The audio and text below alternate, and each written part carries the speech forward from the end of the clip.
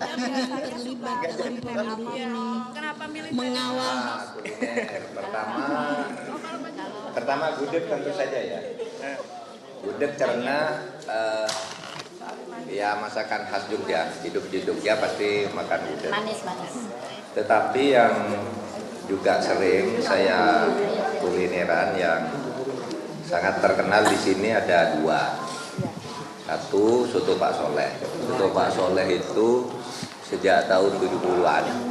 Orangnya sudah meninggal tapi turun-temurun.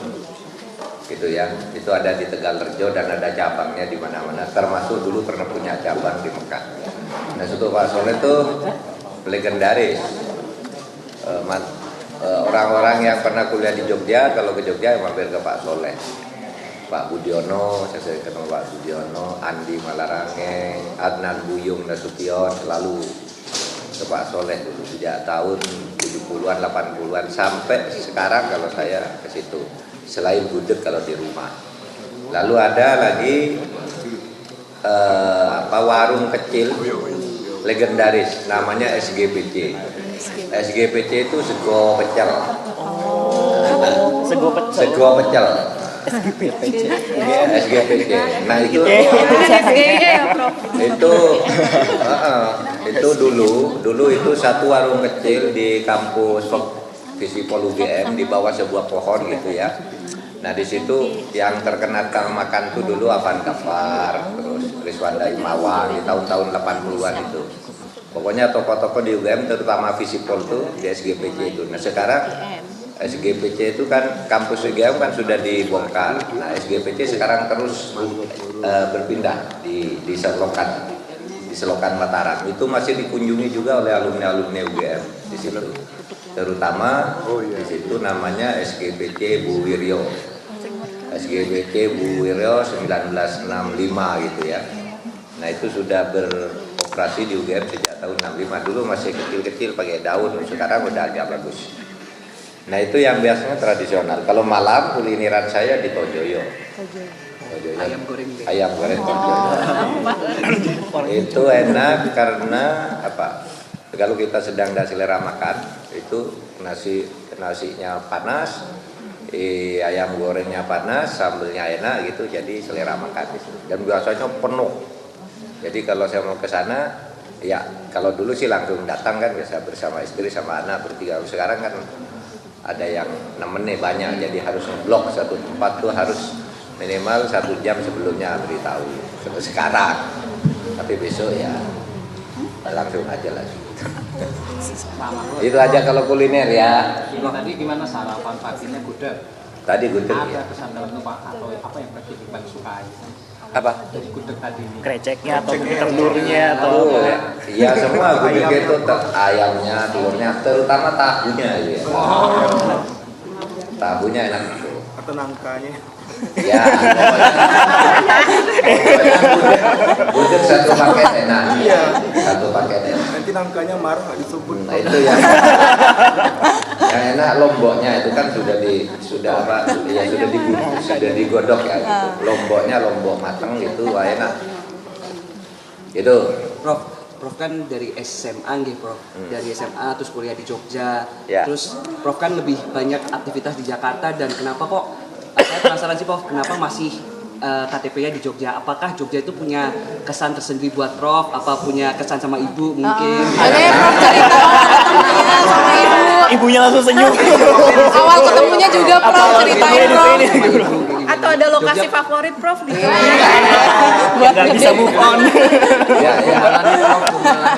Yang mati mic-nya.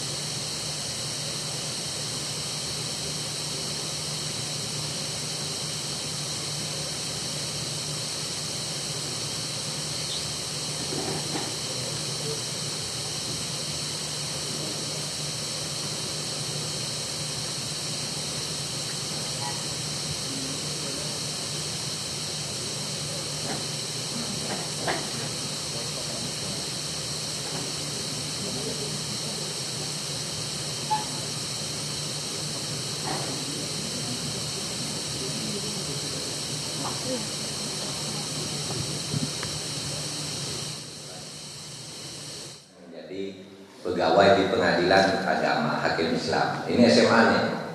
Nah, karena SMA-nya pendidikan hakim, maka masuk ke fakultas hukum boleh ke umum, bukan agama saja ya. Terus yang lain masuk ke fakultas hukum UII, ambil hukum tata negara. Semula saya ingin jadi hakim, kemudian sesudah masuk UII itu ingin menjadi dosen, karena saya punya dosen yang hebat itu sudah almarhum Hakim Agung Ardi Alrostat itu dosen saya dulu. Sehingga saya kalau melihat dia ngajar kok hebat sekali ya anak muda yang bisa ngajar. Udah, saya ingin jadi dosen gitu. Tapi sambil jadi dosen saya jadi aktivis, menjadi wartawan kampus, menjadi pemimpin redaksi majalah kampus. Nah, ada teman saya tadi Toto, mana Toto? Nah, ini. Halo Pak Toto. Ini wartawan. Halo Pak. Ini wartawan saya lulusan angkatan sekolah saya. Jadi saya pemretnya, dia dulu fotonya dulu. Saya dulu pemret, dia dulu.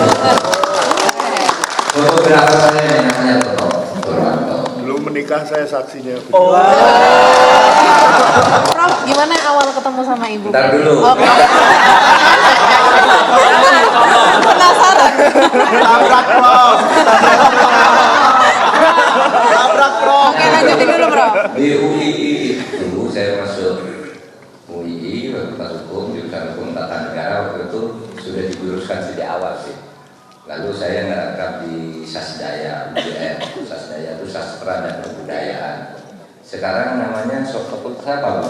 Ilmu budaya. Ilmu budaya. Dulu namanya Sasdaya, Sastra dan Budaya dulu namanya. Zamannya Pak Purwo Wijoyo, Pak Mama.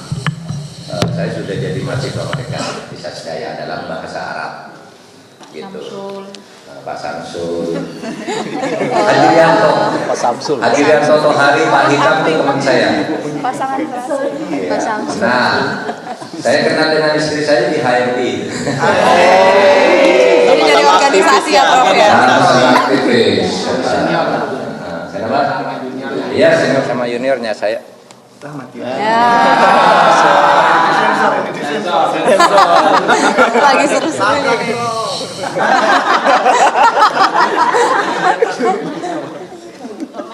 Ini. Oh, pakai mic kompas nih, keren nih kayak. Jangan. Itu dia diberitahu yang anu di sana. Ya. Jadi ya ketemunya di HMI. HMI itu tahun 79, 80. Itu dulu tuh saya kalau pacaran tuh agak konservatif. Gimana tuh, Prof? Umpetan ya, Prof. Iya, masih zaman itu kan. Ya kan menyesuaikan situasi. Kalau anak sekarang pacaran langsung ketemu kan. Kalau saya enggak, orang tuanya harus tahu, ini harus tahu gitu kan. Ya, jadi kalau pacaran dulu nonton bioskop jarang, tapi saya sering ke seminar. Dulu kan seminar. Pacarannya di seminar. Tahun-tahun itu Amin Rais itu baru pulang dari Amerika. Nurholis baru pulang, Pak Syafi'i Ma'arif baru pulang. Jadi kalau dia ceramah itu sangat menyedot perhatian. Orang lari ke sana semua ingin dengarkan. Nah, saya datang ke situ. Itu makan pagi biasanya ya sama pacar. Mantan pacar, Prof, kan udah jadi istri. Akhirnya tahun 82 saya menikah. Jadi dulu kalau saya jadi aktivis tuh ya pacarannya gitu, pakai dulu yang punya Vespa ini pacar saya. Mantan pacar, Prof, sekarang jadi istri. Ayahnya cukup kaya, juragan tebu.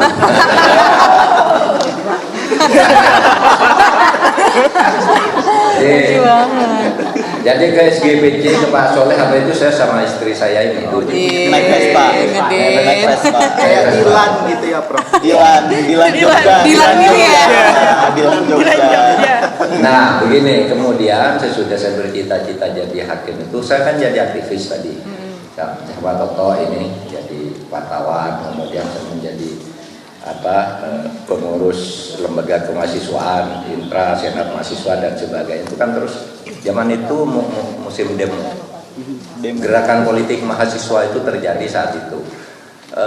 Ketika saya masuk universitas itu dulu demo anti Pak Harto itu dimulai ketika saya masuk mahasiswa, yang sampai Rizal Ramli ditangkap di Bandung, siapa yang duta besar di Jepang kita, Heri Ahmadi, Hilal Hamdi ditangkap di Bandung. Kalau Hariman tahun 74, saya 78. Nah, di sini yang mahasiswa di sini Magdir Ismail yang ditangkap, masuk penjara. Nah, saya hidup di era ketika orang berani melawan Pak Harto.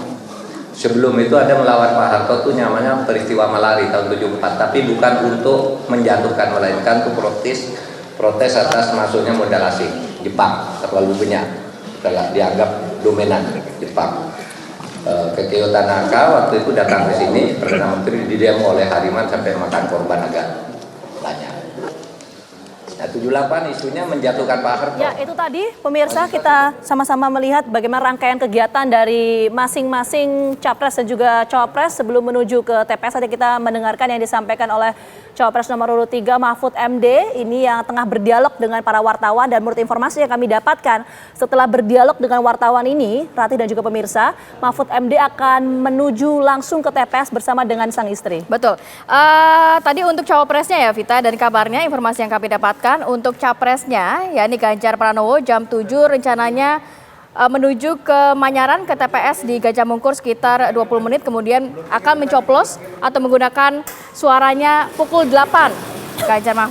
Ganjar Pranowo kemudian rencananya juga akan kembali ke Jakarta pada siang harinya. Ya, kalau kita melihat juga nih kegiatan dari Muhaimin Iskandar pemirsa, yang Anda lihat ini tengah menuju ke rumah mertua dari Muhaimin Iskandar di wilayah Kemang, Jakarta Selatan. Nanti setelah dari rumah mertua Muhaimin Iskandar akan langsung menuju ke TPS bersama dengan sang istri dan juga keluarga. Lagi-lagi kalau kita bicara soal pemilu, ini yang kita pertanyakan adalah mengenai tingkat partisipasi dari pemilih ini, apakah akan meningkat atau menurun atau seperti apa. Mengingat pada hari ini tanggal 14 Februari merupakan hari libur nasional, dan tadi juga disampaikan oleh Rati ada beberapa kejadian ya di wilayah misalnya banjir. Apakah ini kemudian akan berpengaruh signifikan terhadap tingkat partisipasi pemilih? Kita juga sudah menjadi pertanyaan. Memberikan informasi kepada pemirsa juga bagaimana persiapan dari masing-masing capres dan juga cawapres sampai dengan saat ini. Tadi kita juga sempat menampilkan gambar di kediaman dari cawapres nomor urut 02 Gibran Rakabuming Raka yang nampaknya juga masih cukup sepi ini di kota Solo, dan juga nanti kita akan hadirkan bagaimana aktivitas persiapan juga dari Prabowo Subianto dan juga Ganjar Pranowo, karena kabarnya Vita, Prabowo Subianto ini juga akan menggunakan hak suaranya di Hambalang, kemudian juga nantinya akan hadir di pantauan quick count di TKN pada pukul 14. Sedangkan Ganjar setelah menggunakan hak pilihnya langsung menuju ke wilayah DKI Jakarta. Iya, ini menarik tadi Rati sampaikan mengenai kegiatan dari masing-masing capres dan juga cawapres sebelum menuju ke TPS. Nanti kita akan update lagi bagaimana kegiatan dari masing-masing capres dan juga cawapres sebelum ke TPS. Tapi kita jeda dulu. Kami kembali hadir saat lagi untuk Anda. Tetap bersama kami.